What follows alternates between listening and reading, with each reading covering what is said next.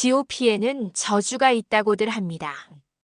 8년마다 한 명씩 철책 너머 여자에게 홀려 사라진다고요. 처음엔 환각인 줄 알았죠.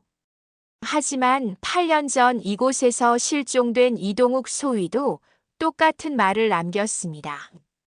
그리고 저는 알지 못했습니다. 제가 넘어서는 안 될 선을 넘고 있다는 것을. 소위 준서가 이 GOP 최전방 소대에 배치된 건 석 달 전이었습니다. 강원도 북쪽 끝 철책과 지뢰밭으로 둘러싸인 이곳은 침묵만이 가득한 곳이었죠. 낮엔 새소리조차 들리지 않고 밤이면 바람 소리만이 철책을 훑고 지나갑니다. 준서는 야간 근무를 설 때마다 이상한 기분을 느꼈습니다. 누군가 자신을 지켜보고 있다는 느낌이었죠. 처음엔 신경과민이라 생각했습니다. GOP 근무가 처음이라 긴장한 탓이겠거니 했죠. 하지만 그 느낌은 점점 선명해졌고 어느 날 밤 준서는 분명히 보았습니다. 철책 너머 약 200m 거리에서 하얀 옷을 입은 여자가 서 있는 모습을요. 준서는 망원경을 들었지만 안개에 가려 명확히 보이지 않았습니다. 심장이 두근거렸고 손에 땀이 났습니다. 준서는 급히 무전기를 집어들었지만 다시 보니 그곳엔 아무도 없었습니다. 다음 날 아침 준서는 하사 민기에게 조심스럽게 물었습니다. 혹시 밤에 철책 너머로 이상한 걸 본 적 있냐고요? 민기는 잠시 망설이더니 낮은 목소리로 대답했습니다. 소대장님도 보셨군요. 준서는 깜짝 놀라 되물었습니다. 무슨 소리냐고요? 민기는 주변을 살피며 말했습니다. 여기 근무하는 사람들은 다 압니다. 8년 전에도 똑같은 일이 있었다고요. 당시 소대장이었던 이동욱 소위가 밤마다 철책 너머에 여자가 보인다고 했다가 어느 날 갑자기 실종되었다는 겁니다. 준서는 온몸에 소름이 돋았습니다. 이동욱이라는 이름이 낯설지 않았거든요. 육군사관학교 4년 선배였습니다. 그런 선배가 여기서 실종되었다니요. 준서는 더 자세히 물었습니다. 공식 기록은 어떻게 되어 있냐고요? 민기는 고개를 저으며 말했습니다. 월북 추정으로 종결되었지만 아무도 믿지 않는다고요.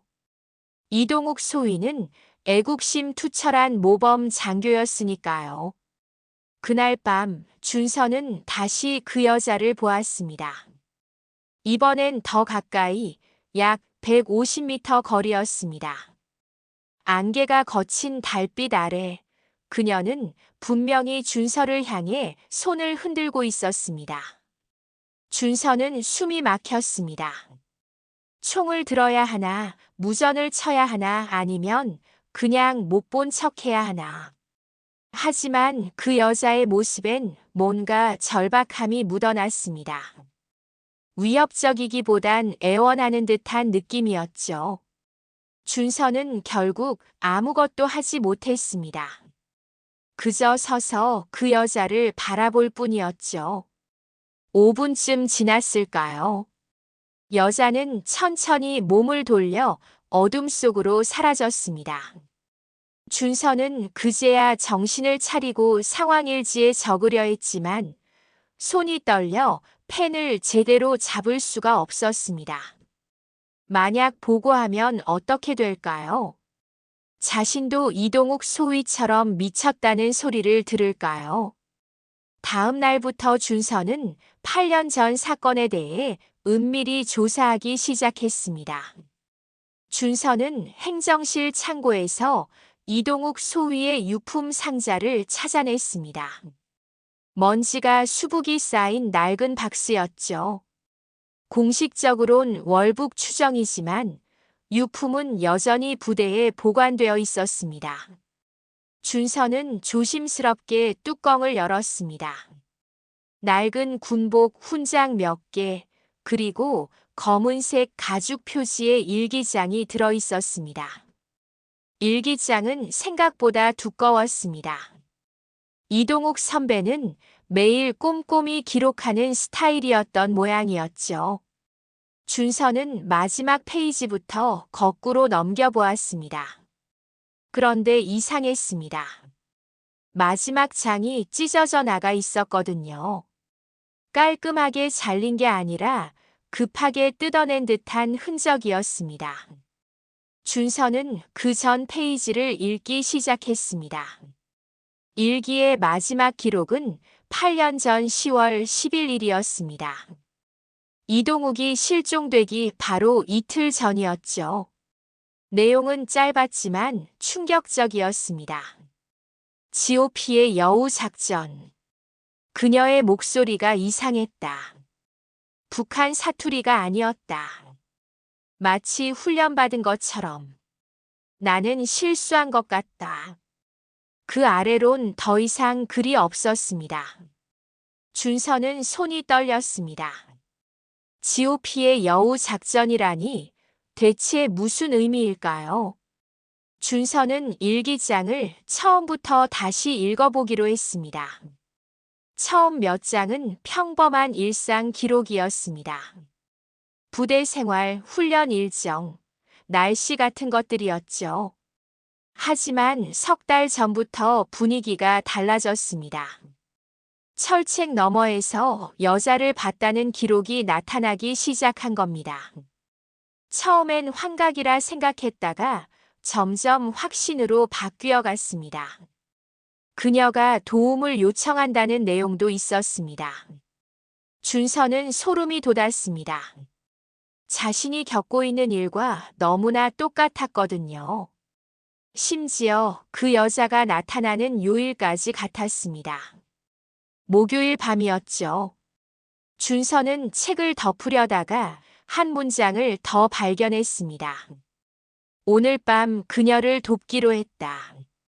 탈북시켜줄 것이다. 그 다음 페이지가 바로 찢어진 마지막 장이었습니다. 준서는 일기장을 품에 안고 숙소로 돌아왔습니다. 머릿속이 복잡했습니다. 이동욱 선배도 자신처럼 그 여자를 불쌍히 여겨 돕려다가 실종된 걸까요? 아니면 정말 월북한 걸까요? 하지만 GOP의 여우 작전이란 표현은 뭔가 계획된 느낌이 들었습니다. 마치 누군가 의도적으로 함정을 판 것 같은. 그날 밤도 어김없이 그 여자가 나타났습니다. 이번엔 더 가까웠습니다. 약 100m 거리였죠. 달빛이 밝아서 얼굴이 희미하게 보였습니다. 젊은 여자였습니다. 준서보다 어려 보였죠. 그녀는 두 손을 모아 준서에게 애원하듯 흔들었습니다. 준서는 심호흡을 하고 망원경을 들었습니다. 그녀의 입이 움직이고 있었습니다. 소리는 들리지 않았지만 입모양을 읽을 수 있었습니다. 살려주세요. 준서는 가슴이 먹먹해졌습니다. 군인으로선 즉시 보고해야 했습니다. 하지만 인간으로선 그럴 수 없었죠. 저 여자가 정말 탈북하려는 사람이라면 어떡하죠? 보고하는 순간 그녀는 끝입니다. 북으로 돌아가면 죽음뿐이니까요. 준서는 갈등했습니다. 5분, 10분, 20분. 시간이 흘렀습니다. 그때 그 여자가 몸을 돌려가려는 순간이었습니다. 준서는 자기도 모르게 손전등을 들어 신호를 보냈습니다. 3번 깜빡였죠. 기다리라는 의미였습니다. 여자는 멈춰 섰습니다. 그리고 고개를 끄덕였습니다. 준서는 다시 신호를 보냈습니다. 내일 밤 다시 오라는 뜻이었습니다. 여자는 다시 한번 깊게 고개를 숙이고 어둠 속으로 사라졌습니다. 준서는 자신이 무슨 짓을 한 건지 알고 있었습니다. 돌이킬 수 없는 선을 넘은 겁니다. 다음 날 밤 준서는 평소보다 일찍 초소에 올랐습니다. 심장이 빠르게 뛰었고 손에 땀이 났습니다. 자신이 지금 무슨 일을 벌이고 있는지 너무나 잘 알고 있었죠. 군법 위반입니다. 적성국 인원과의 무단 접촉, 상부 미보고, 최악의 경우 이적 행위로까지 번질 수 있는 일이었습니다. 하지만 준서는 멈출 수 없었습니다. 어젯밤 본 그 여자의 애원하는 눈빛이 머릿속을 떠나지 않았거든요. 밤 11시가 조금 넘었을 때 그녀가 나타났습니다. 어제와 같은 자리였습니다. 준서는 손전등으로 신호를 보냈습니다. 여자도 작은 불빛으로 응답했습니다. 준서는 무전기 볼륨을 최소로 낮추고 그녀에게 다가갔습니다. 물론 철책을 넘지는 않았습니다. 다만 좀 더 가까운 곳까지 이동했죠. 약 50m 거리까지 좁혀졌습니다. 그녀의 목소리가 바람을 타고 들려왔습니다. 작고 떨리는 목소리였습니다. 저를 도와주실 수 있나요? 준서는 주변을 살피며 낮은 목소리로 대답했습니다. 누구십니까? 그녀가 대답했습니다. 김태희입니다. 함경북도에서 왔어요. 준서는 긴장한 채로 물었습니다. 왜 여기 오십니까? 태희는 잠시 침묵했다가 떨리는 목소리로 말했습니다. 탈북하고 싶어요. 가족이 정치범 수용소에 끌려갔어요. 저만 남았습니다. 준서는 가슴이 무거워졌습니다. 정치범 수용소라니. 북한에서 그곳에 끌려가면 살아나올 수 없다는 건 누구나 아는 사실이었습니다. 태희의 목소리는 계속 떨렸습니다. 제발 도와주세요. 저 혼자서는 넘어올 수가 없어요. 철책도 있고 지뢰도 있어서. 준서는 아무 말도 할 수 없었습니다. 돕고 싶었지만 방법을 몰랐거든요. 그날 이후 준서와 태희는 매주 목요일 밤 만났습니다. 정확히는 만남이 아니라 철책을 사이에 두고 대화를 나눴죠. 태희는 조금씩 자신의 이야기를 들려주었습니다. 아버지가 남한 드라마를 봤다는 이유로 체포됐고 가족 전체가 수용소로 끌려갔다고 했습니다. 자신은 운 좋게 도망쳤지만 이젠 북에 돌아갈 수 없다고 했죠. 준서는 그녀의 이야기를 들으며 점점 더 깊은 연민을 느꼈습니다. 하지만 이상한 점도 있었습니다. 태희는 항상 목요일 밤에만 나타났습니다. 다른 요일은 절대 오지 않았죠. 준서가 이유를 물으니 태희는 얼버무렸습니다. 다른 날은 위험해서요. 순찰이 많아서요. 준서는 고개를 끄덕였지만 완전히 납득되진 않았습니다. 그리고 태희의 말투도 미묘하게 이상했습니다. 북한 사투리가 맞긴 한데 뭔가 부자연스러운 느낌이 들 때가 있었죠. 마치 일부러 연기하는 것 같은. 준서는 이동욱 선배의 일기를 떠올렸습니다. 그녀의 목소리가 이상했다.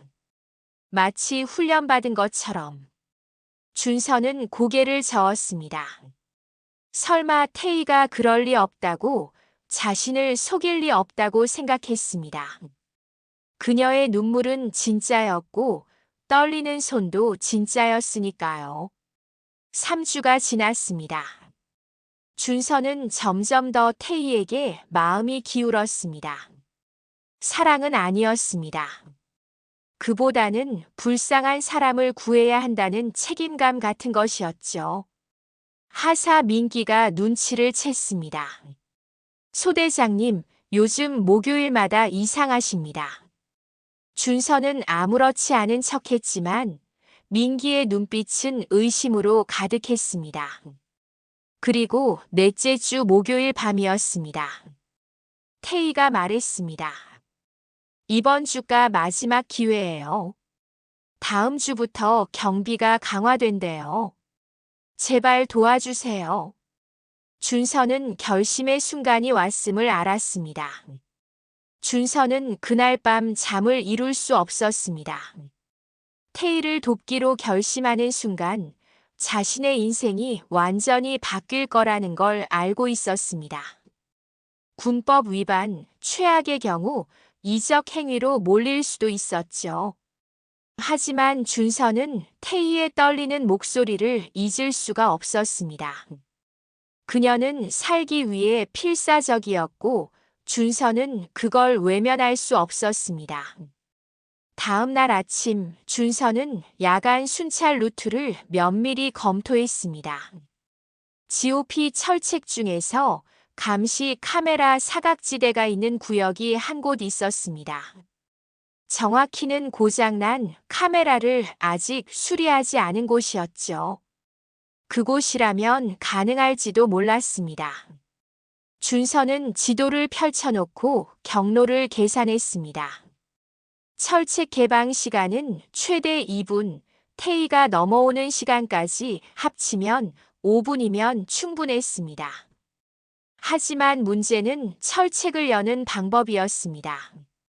GOP 철책은 이중으로 잠겨 있고 센서까지 달려 있었죠.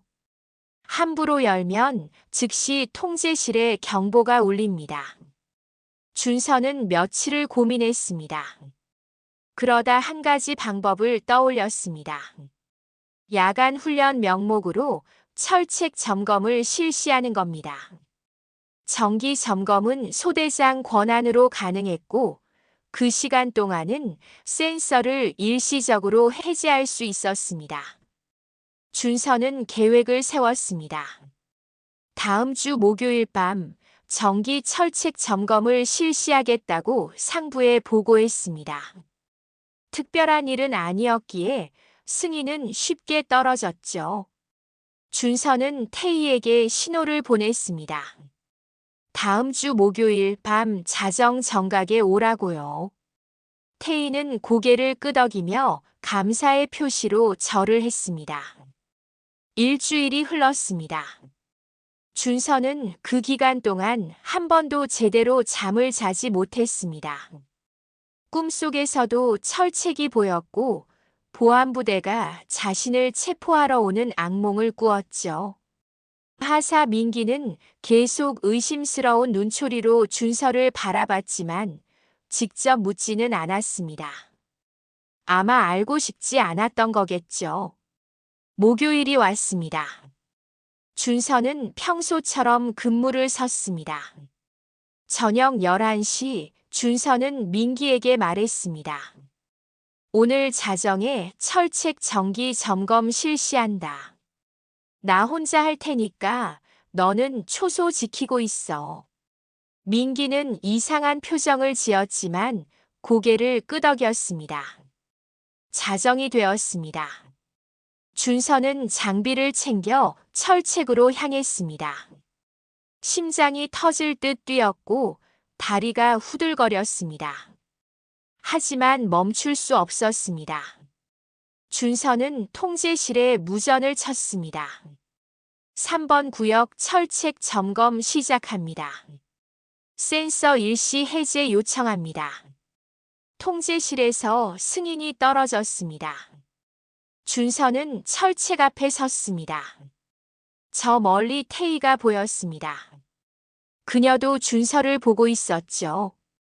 준서는 심호흡을 하고 철책 잠금 장치를 풀기 시작했습니다. 손이 떨려서 몇 번이나 실수했지만 결국 철책이 열렸습니다. 준서는 태희에게 손짓했습니다. 빨리 오라고요. 태희가 달려왔습니다. 그녀의 얼굴엔 안도와 감사가 뒤섞여 있었습니다. 철책을 통과하기 직전 태희는 잠시 멈춰 섰습니다. 그리고 준서를 똑바로 바라보며 말했습니다. 고맙습니다. 하지만 알아주세요. 나도 선택할 수 없었어요. 준서는 그 말의 의미를 물으려 했지만 태희는 이미 철책을 넘어오고 있었습니다. 그때였습니다. 갑자기 사방에서 불빛이 켜졌습니다. 헬기 소리가 들렸고 확성기에서 소리가 터져 나왔습니다. 움직이지 마시오. 준서는 얼어붙었습니다. 보안부대였습니다. 태희는 그 자리에서 멈춰 섰고 준서는 무릎이 꺾였습니다. 모든 게 끝났습니다. 보안부대원들이 사방에서 쏟아져 나왔습니다. 준서는 그 자리에 무릎을 꿇은 채 고개를 들 수가 없었습니다. 태희는 철책 중간에서 얼어붙어 있었죠. 보안부대 중령이 확성기를 들고 말했습니다. 소위 준서, 당신은 군사기밀보호법 위반 및 이적 행위 혐의로 체포한다. 준서의 귓가에서 그 말이 메아리 쳤습니다. 이적 행위. 조국을 배신한 자. 준서는 수갑이 채워지는 걸 느꼈습니다. 차가운 쇠 감촉이 손목을 조였죠. 고개를 들어 태희를 봤습니다. 그녀는 표정 없는 얼굴로 서 있었습니다. 눈물도 없었고 당황한 기색도 없었습니다. 마치 이 모든 상황을 예상하고 있었던 것처럼요. 준서는 그제야 깨달았습니다. 뭔가 잘못됐다는 걸. 보안부대는 준서를 차에 태웠습니다. 후방 부대로 이송되는 길 준서는 창밖을 멍하니 바라봤습니다. 자신이 무슨 짓을 한 건지, 왜 이렇게 된 건지 이해할 수가 없었습니다.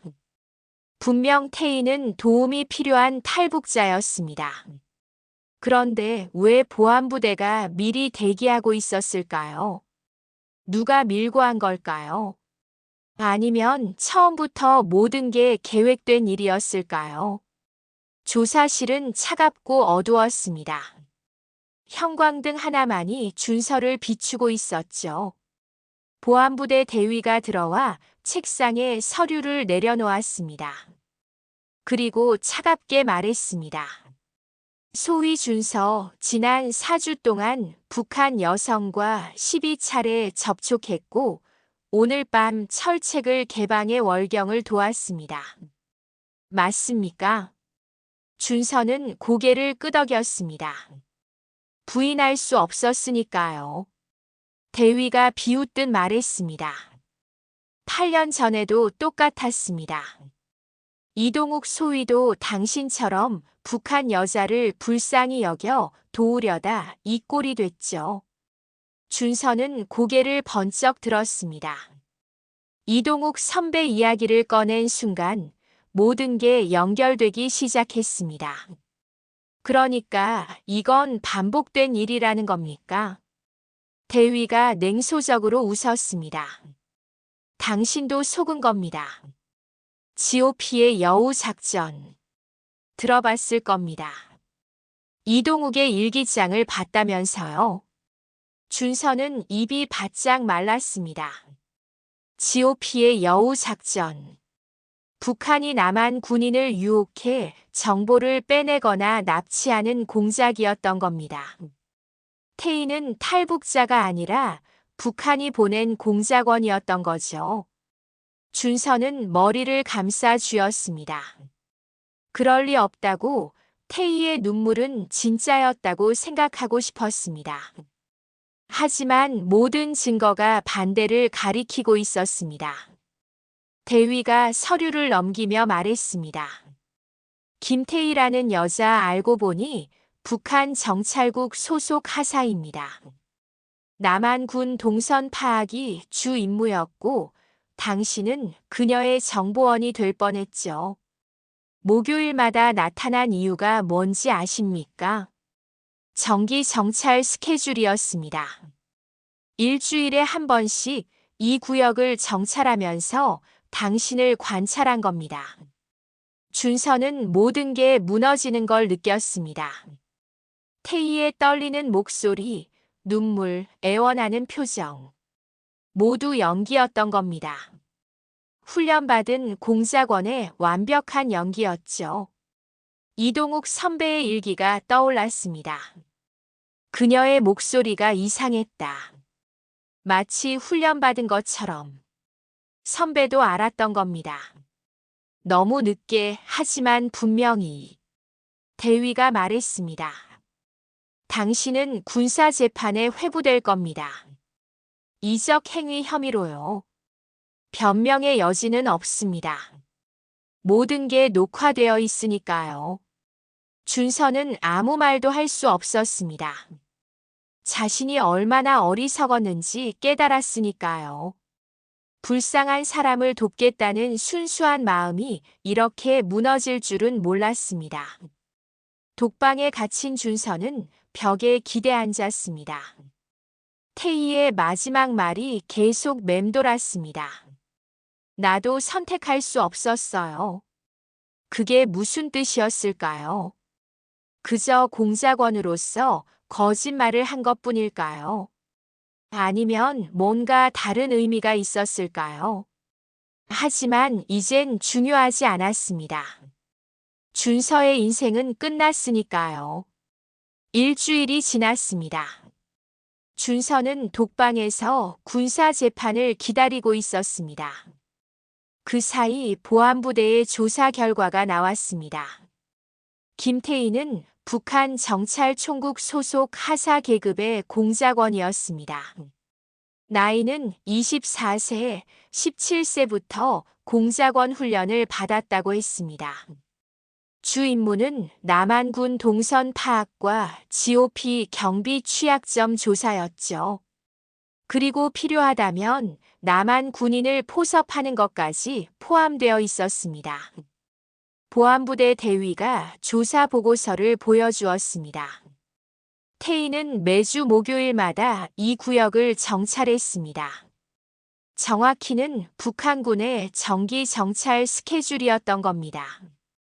일주일에 한 번씩 남한 초소 근처까지 와서 병력 배치를 관찰하고 감시 카메라 위치를 파악하고 경비 교대 시간을 기록했죠. 그러다 준서가 자신을 목격하자 작전을 변경한 겁니다. 준서를 이용하기로요. 대위는 말했습니다. 태희는 당신의 심리를 정확히 파악했습니다. 젊은 장교, 정의감 강하고 인간적인 성격. 딱 이용하기 좋은 타입이었죠. 준서는 이를 악물었습니다. 자신이 얼마나 순진했는지 깨달았으니까요. 태희는 준서의 마음을 읽고 정확히 원하는 모습을 보여준 겁니다. 가족이 수용소에 끌려갔다는 이야기, 떨리는 목소리, 애원하는 눈빛. 모두 계산된 연기였습니다. 더 충격적인 사실이 있었습니다. 8년 전 이동욱 소위를 유혹한 것도 같은 작전이었다는 겁니다. 당시엔 리명화라는 다른 공작원이 투입되었습니다. 이동욱도 똑같이 속았고 철책을 열어주려다 발각되었죠. 하지만 이동욱은 준서보다 운이 나빴습니다. 작전 실패 후 리명화와 함께 북으로 끌려갔으니까요. 보안부대가 도착했을 땐 이미 늦었습니다. 준서는 손이 떨렸습니다. 그러니까 이동욱 선배는 월북이 아니라 납치당한 거였습니다. 태희처럼 불쌍한 여자를 도우려다 함정에 빠진 거죠. 그리고 8년이 지난 지금 똑같은 작전이 똑같은 장소에서 반복된 겁니다. 다만 이번엔 보안부대가 미리 눈치채고 잠복한 게 다를 뿐이었습니다. 대위가 냉소적으로 말했습니다. 우리가 3주 전부터 모니터링하고 있었습니다. 당신이 매주 목요일마다 의심스러운 행동을 보였거든요. 하사 민기가 보고했죠. 그래서 기다렸습니다. 현장에서 잡기 위해서요. 준서는 민기를 원망할 수 없었습니다. 민기는 올바른 일을 한 겁니다. 잘못한 건 준서 자신이었으니까요. 군사재판 날짜가 잡혔습니다. 이적행위 혐의, 군사기밀보호법 위반, 직무유기. 최소 10년은 감옥에 가야 할 죄목들이었습니다.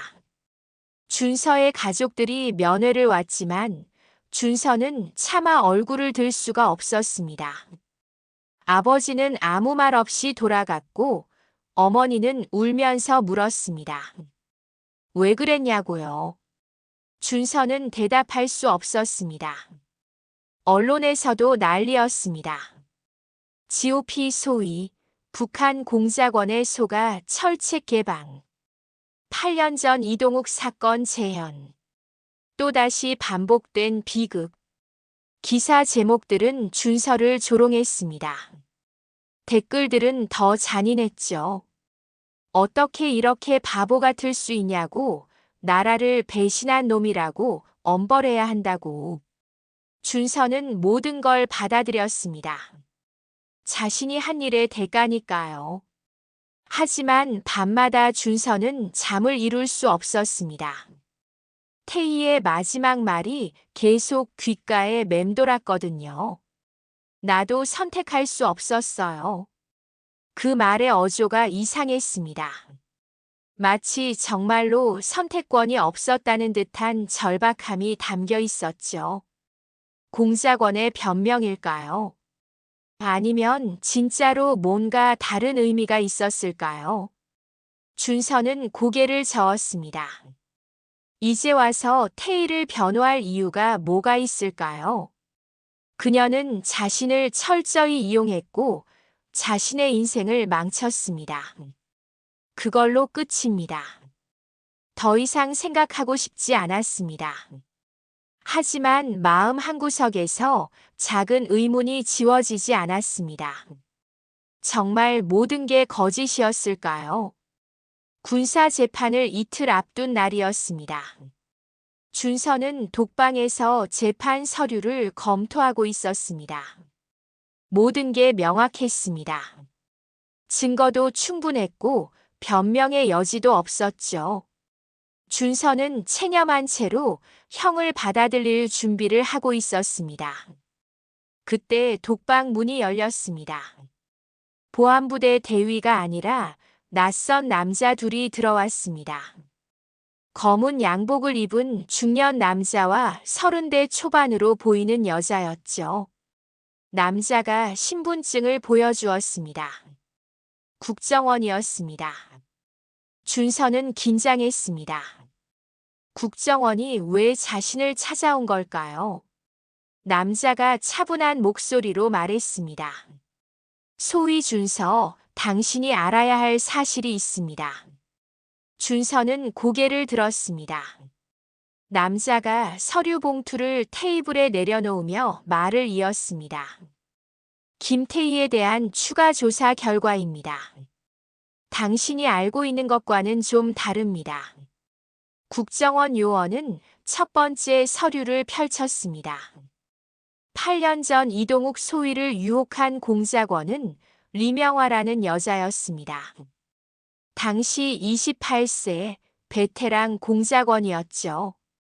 김태희와는 완전히 다른 사람입니다. 준서는 숨이 멎는 듯 했습니다. 그러니까 태희는 8년 전 사건과 직접 관련이 없다는 겁니까? 요원이 두 번째 서류를 보여주었습니다. 김태희의 가족 기록이었습니다. 아버지 김철수, 어머니 박순희, 남동생 김민호. 2017년 3월 가족 전체가 정치범 수용소 14호 관리소에 수감되었습니다. 이유는 남한 영화 시청. 단 김태희만 제외되었죠. 준서는 손이 떨렸습니다. 그러니까 태희가 한 말이 진짜였다는 겁니까? 요원이 조용히 말했습니다. 김태희는 가족을 인질로 잡힌 채 공작원이 될 수밖에 없었습니다. 거부하면 가족 전체가 처형당하는 상황이었죠. 그녀는 17세에 강제로 정찰 총국에 배치되었고 7년간 원치 않는 임무를 수행해야 했습니다. 당신을 만난 것도 명령이었습니다. 준서는 머리를 감싸 쥐었습니다. 그러니까 태희도 피해자였다는 겁니다. 자신처럼 선택권이 없었던 거죠. 나도 선택할 수 없었어요. 그 말의 진짜 의미가 이제야 이해되었습니다. 태희는 준서를 속이고 싶지 않았지만 속일 수밖에 없었던 겁니다. 요원이 세 번째 서류를 꺼냈습니다. 이동욱 소위에 관한 내용이었습니다. 준서는 떨리는 손으로 서류를 받아들었습니다. 이동욱은 8년 전 리명화에게 속아 북으로 끌려갔습니다. 함경북도 수용소에 수감되었고 6년 전 영양실조와 폭행으로 사망했다고 기록되어 있었습니다. 준서는 눈물이 흘렀습니다. 선배는 돌아오지 못한 겁니다. 영원히. 국정원 요원이 말했습니다. 우리는 3개월 전부터 김태희를 모니터링하고 있었습니다. 그녀가 임무를 거부하고 싶어 한다는 정황을 포착했죠. 당신과의 접촉도 관찰했습니다. 그녀는 여러 번 망설였습니다. 특히 마지막 날 철책을 넘기 직전까지도요. 준서는 그 순간을 떠올렸습니다. 태희가 철책 앞에서 잠시 멈춰 섰던 것, 떨리는 목소리로 나도 선택할 수 없었다고 말했던 것. 그건 고백이었던 겁니다. 자신이 하고 싶지 않지만 할 수밖에 없다는 절규였죠. 요원이 말했습니다. 우리는 김태희를 탈북시킬 계획입니다. 그녀에게도 기회를 줄 겁니다. 다만 당신은 알아야 합니다. 그녀가 한국에 와도 법적 책임은 져야 합니다. 정찰병 신분과 과거 공작 활동에 대한 처벌을요. 준서는 고개를 끄덕였습니다. 그래도 됩니다. 태희가 살 수만 있다면요. 요원이 마지막으로 말했습니다. 당신의 혐의도 재검토될 겁니다. 국정원이 개입한 작전이었다는 게 인정되면 형량이 대폭 줄어들 겁니다. 하지만 준서는 중요하지 않았습니다. 자신의 형량보다 태희가 안전하게 남한에 올 수 있는지가 더 중요했죠. 준서는 처음으로 깨달았습니다. 자신과 태희는 같은 처지였다는 걸요. 둘 다 체제의 희생양이었고 선택할 수 없는 상황에 내몰렸던 겁니다. 준서는 연민이었다고 생각했던 감정이 무엇이었는지 이제야 알 것 같았습니다. 같은 아픔을 가진 사람에 대한 공감이었던 거죠. 석 달이 지났습니다. 국정원의 비밀 작전이 진행되었고 김태희는 무사히 남한으로 넘어왔습니다. 중국을 거쳐 제3국을 통과하는 긴 여정이었죠. 태희는 서울에 도착한 후 국정원 조사를 받았고 고지역 검찰 조사가 시작되었습니다. 정찰병 신분, 과거 공작 활동 가담, 군사분계선 무단 침입. 태희가 져야 할 죄목들이었습니다. 준서도 재판을 받았습니다. 하지만 국정원이 개입했다는 사실이 인정되면서 형량이 대폭 감경되었습니다. 이적행위 혐의는 취하되었고 직무유기와 군사기밀보호법 위반만 인정되었죠. 징역 2년에 집행유예 3년이 선고되었습니다. 군 복무는 불명예 전역 처리되었지만 적어도 감옥에 가지는 않게 되었습니다. 준서는 저녁 후에도 태희를 만날 수 없었습니다. 태희는 여전히 조사를 받고 있었고 접견이 제한되어 있었죠. 국정원 요원이 전해준 소식에 의하면 태희는 모든 것을 진술하고 있다고 했습니다.